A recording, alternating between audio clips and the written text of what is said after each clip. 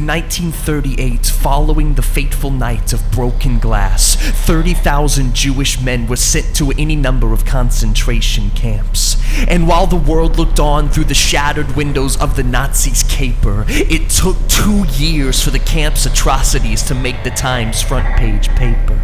Then later in 1942, the US State Department refused to release the Third Reich's intent to exterminate the Jews because, apparently, genocide isn't quite headline news. But when it finally did reach the public's view, you could find 700,000 deaths shoved to page 5 in paragraphs 1 and 2.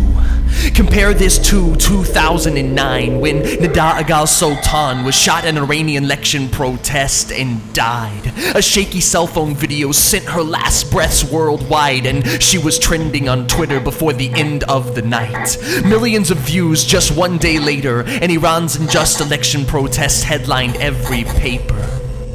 The crucial difference between the Holocaust news and the Iranian protesters is not the importance of the communication, but the reach of the communicator.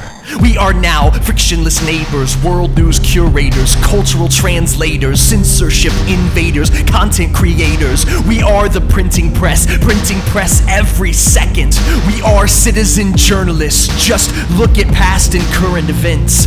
Peace and Liberty Square, protesters tweeted, and 30 years of corrupt power finally seceded in Egypt.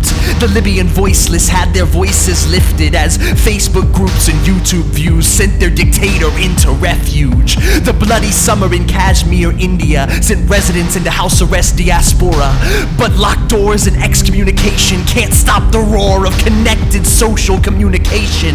Governments cannot stop us, censorship cannot block us, advertisers cannot co-opt us. No amount of money that they brought us could equal the richness this connection brought us. We form our own caucus, the mission, direction, and autonomy of the People's Party. There's nothing blocking these other than our own monotony.